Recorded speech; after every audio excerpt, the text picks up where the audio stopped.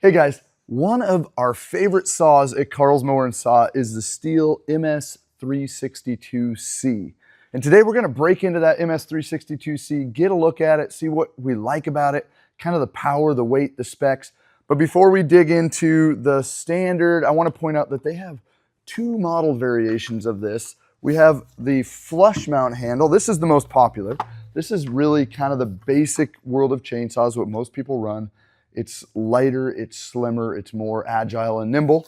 But if you're in a felling situation, you're tipping over big timber, then you want to go with a wrap handle. Notice right here, boom, this is called a wrap handle, okay?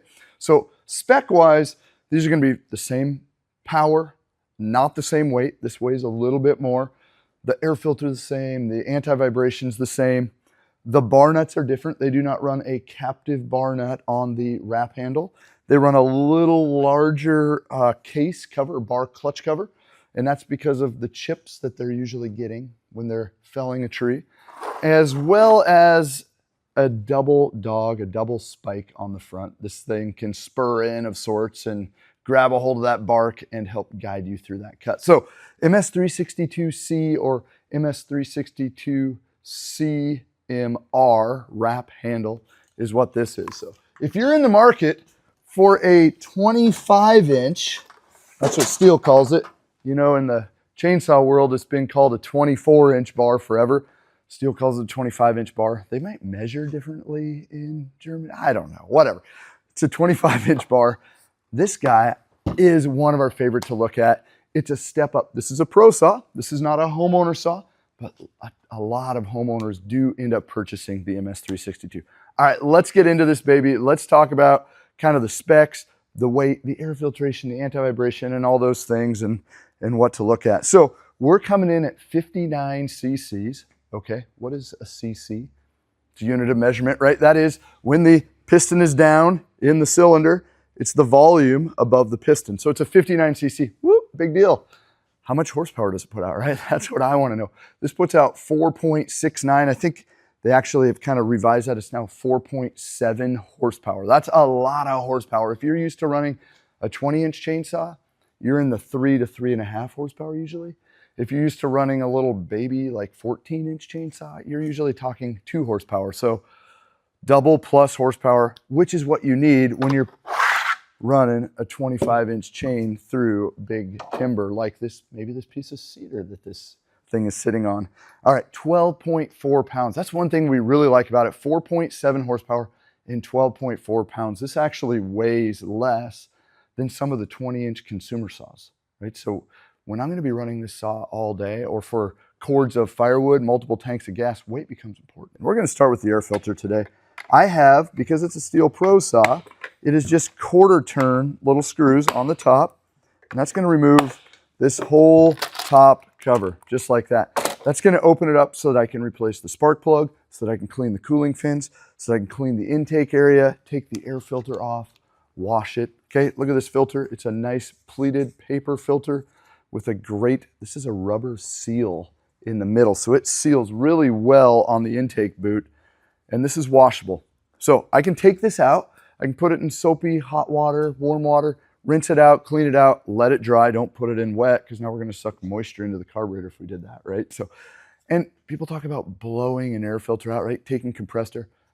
You can kind of do that, but be careful, right? So don't direct impact push that in, because what actually happens is you can damage the paper fibers of this, or you can almost impregnate of sorts that dirt, wood chips into the paper, and then it doesn't come out. So if you're gonna use air, I always come in kind of from the inside out, and I'm at a distance, but usually if I'm in the field and it's dirty,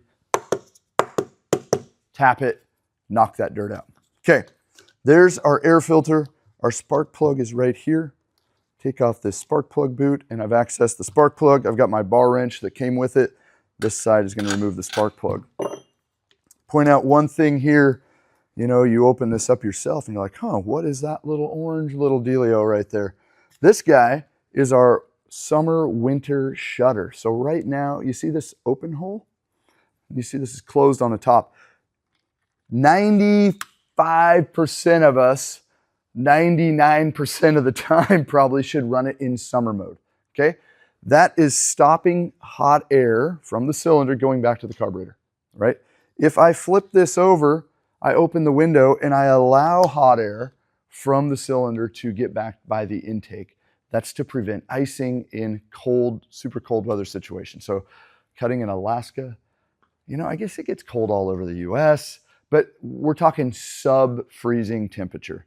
So what I tell most of my customers is, unless you're out cutting in a northeaster under 32 degrees, don't change it. And if you are out cutting in that situation, I would run it until you have a problem and then change it. Now the key is to remember to change it back, because if I run this in winter mode when it is 75, 80 degrees out, I do risk damaging the machine. So that's why I'm always a little leery about that. Also on the top, I've got my compression release. Okay, so this button right here, which pushes in, it makes that button right there. Here, compression release is not engaged, compression release is engaged. When I pull the rope with the compression release, it makes it an easier pull. Now I still have to grip it and rip it, but it's an easier pull on me. All right, let's flip it over on the side. We'll take a look. Here's my bar oil. We always recommend running the platinum bar oil as soon as you get over that 20-inch bar size. So this is running a 25-inch bar, right? So platinum bar oil. And in the back, we have our fuel. You got a couple choices, right? We can go with our STIHL HP Ultra. Great, mix that with an ethanol-free fuel. If you're gonna be running through your fuel quickly, which a lot of pros are gonna do, this is a great way to go. If it's gonna go into hibernation, or you know, maybe you don't use it a ton, maybe it's a gallon of gas a year, Moto Mix, baby, Moto Mix, right? This is some good stuff. On the side of the STIHL, again, the captive bar nuts. I kind of hit that on the highlight when we were talking about this versus the 362R. So we've got our captive bar nuts using the large side of the bar wrench. STIHL loves these on the bigger saws, or actually most rear handle saws. They love the large bar nuts in comparison to some of their competition. They feel that clamps the bar better, right? And they're right on that. Okay, let's get this bar and chain off of here now that we got the cover off. Sometimes, there we go. When you're doing it backwards, it likes to fight you. Okay, bar is off. We got our 25-inch bar. We got a couple options. We could go down to a 16, 18, or 20 if you're really looking for some power. There's a lot of guys that do that. You can also buy this in a lightweight bar if you're looking to reduce the weight even more. Chain options, it's gonna come with the 33RM3 chain. This is a 3/8 chain with the safety link in it right there, that little safety link. The point of this safety link, right? Okay, can we sidebar a little bit here? Let's talk a little bit about chains. And this is maybe where, you know, reality TV has been so great for society as a whole. You sit down at night on a Thursday night, you had dinner, and you turn on, what's that? There's that logger show that's on, right? And they've watched, and everybody wants to be a logger. And I mean, God bless those guys, great guys, right? And I love loggers, but just because I watched it on TV does not mean I'm a logger. So I get a lot of people come in and they go, I want that logger chain, right? And what they're talking about is a skip tooth chain. Okay, we have what's called full comp chain and skip tooth chains. This is called a full comp chain. We have a cutter space, cutter space, cutter space, cutter space. And then there are skip tooth chains, which are cutter space, space, cutter space, space. Roughly half as many teeth. Traditionally in softer woods, that is a faster cutting chain. And why that is there is more room to grab, to carry, not to grab, but to carry out cut chips, okay? So on a cedar, which is a very soft wood, I'm pulling nice long curls, and with a full comp chain, sometimes I can plug up and that'll interfere with my cutting, okay? On a harder wood, a maple, for example, a full comp chain actually cuts faster, right? The other thing I like about full comp chains is they stay sharp longer. Because why? Why do they stay sharp? We have twice as many teeth. Now, what do people hate about full comp chains is the fact that it takes them longer to grab their files, whether it be this file set or, you know, maybe they're raw dogging it with their files and just using a handle and they've got good eyes.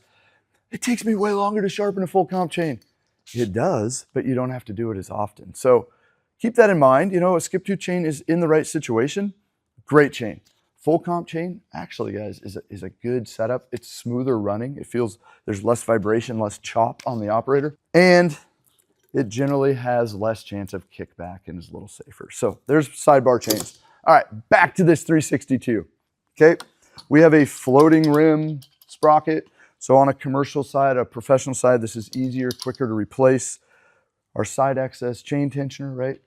Boom, right through the side. That's normal steel deal. We have an adjustable oiler hiding here underneath on this chainsaw. Right down here, where that screwdriver is, I have an adjustable oiler. Why would I ever want to adjust the oiler? Good question. Hey, if you're dropping down to a 20-inch or an 18-inch bar, you probably don't need as much oil slinging off the end. So go ahead and crank it down. If you're running a 25, keep this baby popped all the way open. Okay, back together. You guys notice how far into the video I am? And I have not talked about safety. Holy cow. I should probably get my butt kicked for this. I mean, if you open up the manual, it's all about safety and warning to start. And here I just kind of skipped through that. But notice I haven't talked about how to start it yet. So I think we're fine. We can get away without this safety stuff yet. But let's talk safety, right? We talked a little bit about chains. We talked about kickback. Safety on a chainsaw is important. Again, right? Reality TV and society. And it's like, oh, I can go rule the world. And I have no idea what I'm doing. So chaps, baby, chaps. These, I talk about these all the time. My guys in the shop, anytime we fire up a chainsaw, we're popping these things on. They're not cut retardant, they're cut resistant or cut stopping. So if I were to have an accident and chain comes in contact with leg, it tears through and it rips out all this fiber in the back of this. And those fibers, these strings, are going to stop this saw generally within about a second. Okay? I mean, it all depends on, you know, how sharp the chain is, how fast you were revved up, all those sort of things. Did you let off the throttle? But that changes everything. Flesh, 8 inches per second. That's a little crazy, right? So let's stop that chain. And it's not armor, but it's life-saving. Next thing, we got to protect our eyes, ears, mouth, and nose. Okay? A helmet is a good way to do it. Yes, I said eyes, ears, mouth, and nose, right? I mean, flying debris hitting your nose or mouth does kind of hurt. So ears, very important. Chainsaws are loud.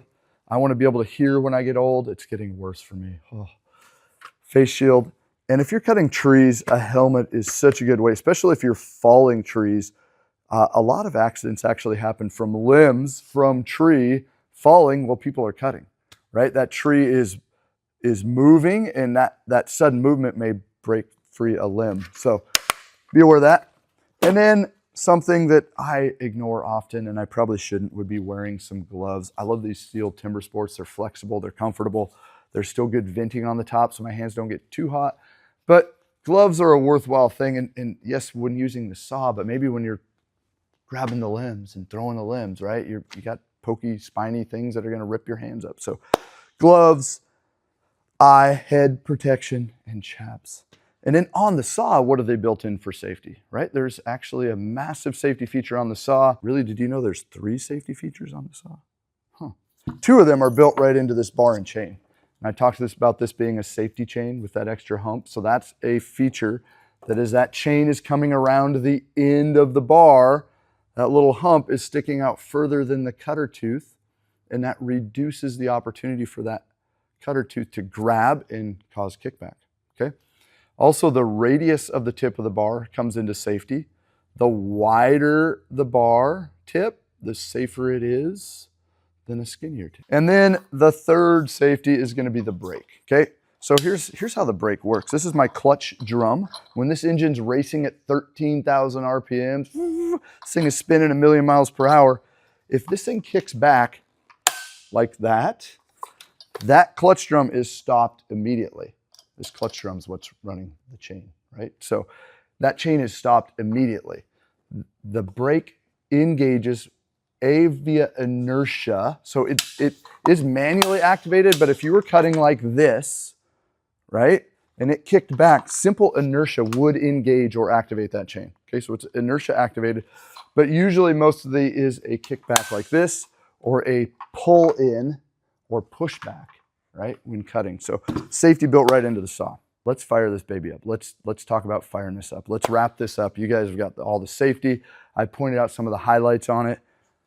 There's another cool thing I just thought of. I got to tell you about Elasto Start. Remember, this is a 59cc saw, so it's a little bit to pull, right? We got the compression release to help. I have this nice rubber bungee right here going on. So when I pull this rope, there's some shock absorption that's happening. So, you know, my wrists and my fingers and my elbows and my shoulders may not feel that jolting shock as much. So, okay, Elasto Start. Firing it up.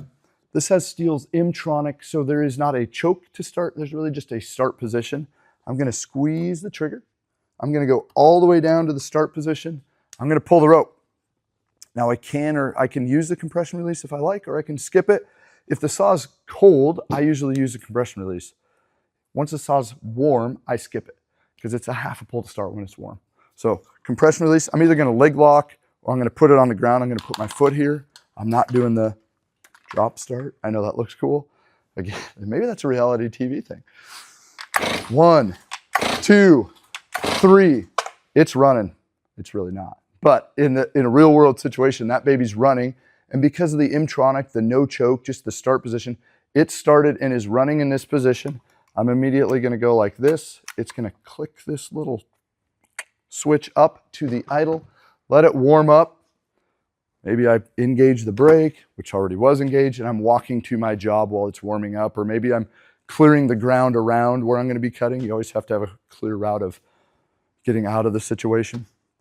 And then disengage the brake and go to town. Let's rip it up. The STIHL MS 362, one of our favorite chainsaws at Carl's Mower and Saw. Not massive weight, but great power that allows you to get the bigger timber cut. Get that wood pile built for winter. For more on all the STIHL chainsaws, right? Whether it be battery or gas, or there be a little baby one or a big massive one, stop by Carl's Mower and Saw.